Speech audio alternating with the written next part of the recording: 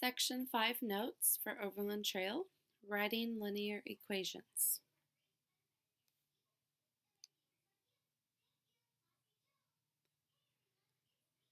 Let's start off by looking at linear graphs and equations. Graphs are linear when there is a constant rate of change.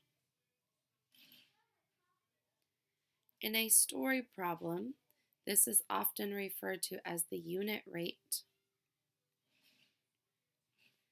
In a non-story problem, this is often referred to as the slope. Linear graphs have a fixed starting point.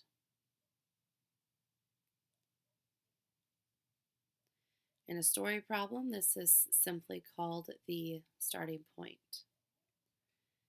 In a non-story problem, this is referred to as the y-intercept.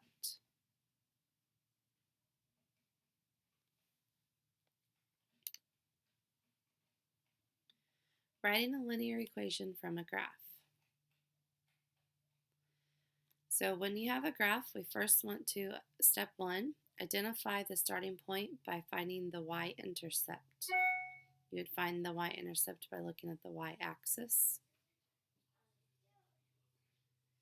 Step 2, you need to calculate the unit rate or slope using the steps below.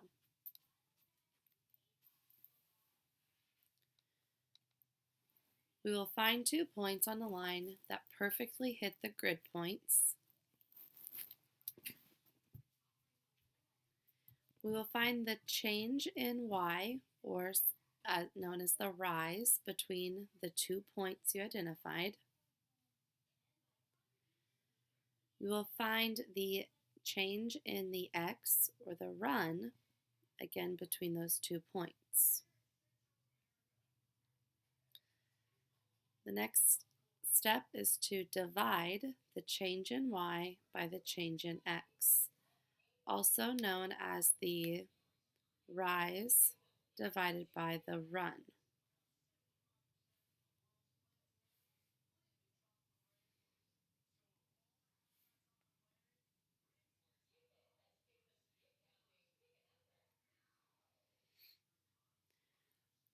Step 3, now that we've had our y-intercept and our slope, we will use the information to write the equation in slope-intercept form.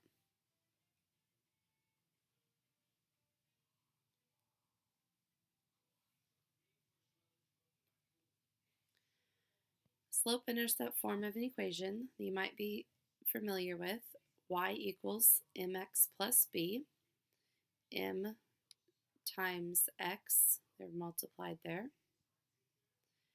or y equals b plus or minus mx, where m in both equations is your slope and b is your y-intercept.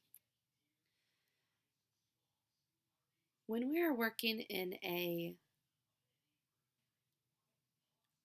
story problem, again, remember the slope could be referenced as the unit rate, and the y-intercept might be referenced as your starting point.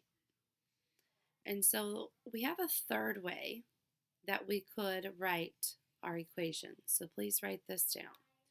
Y equals starting point plus or minus unit rate times x. And this representation of the equation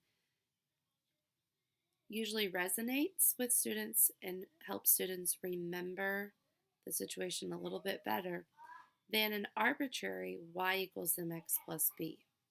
Some of us can memorize this, but yet at the same time we might not remember, what does m mean? What does b represent? And so you will hear me reference y equals starting point plus or minus the unit rate times x throughout class, and you can use that model to help you write equations as well. So let's look at an example.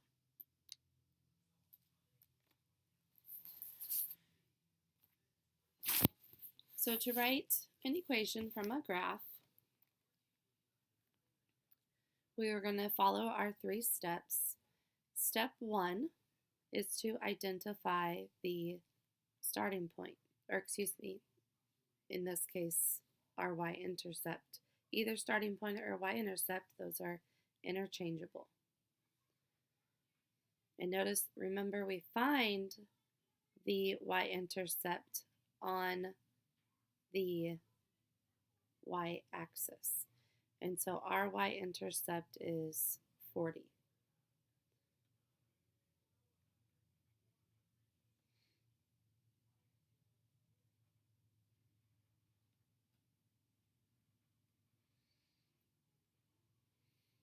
Starting point. I apologize, my slate is being a little difficult. So that was step 1. Step 2, calculate the slope or unit rate. So we're going to pick 2 perfect points. I'm going to pick this point here at 580 and the second point over here at 10, 120. So we pick any 2 points. So that's step 2.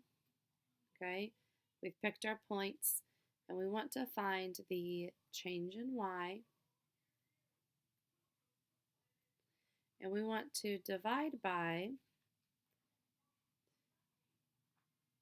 the change in x. And so the change in y, remember, a helpful hint is to remember that it is the rise over the run. And so the rise is that between our 2 points, how much have we vertically changed here? And so we've climbed from 80 up to 120. My scaling is by tens, so that's what I'm going to count by. 10, 20, 30, 40. And so I know that my vertical change is 40, or my change in y.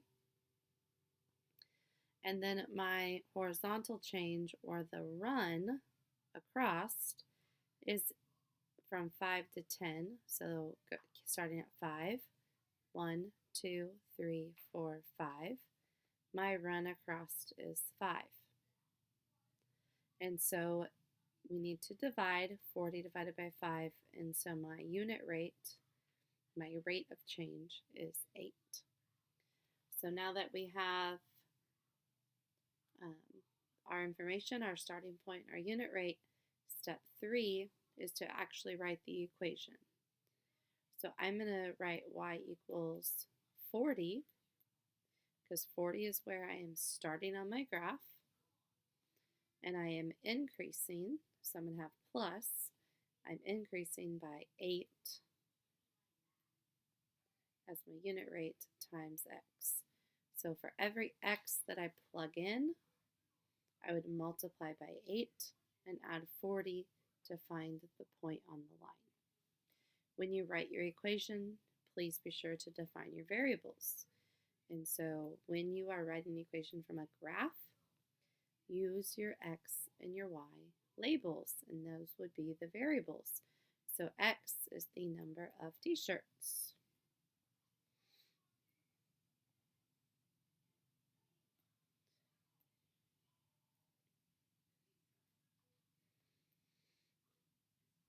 I apologize, that says t-shirts. And y is the total cost.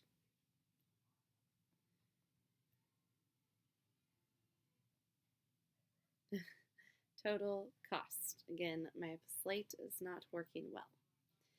This concludes section 5 notes.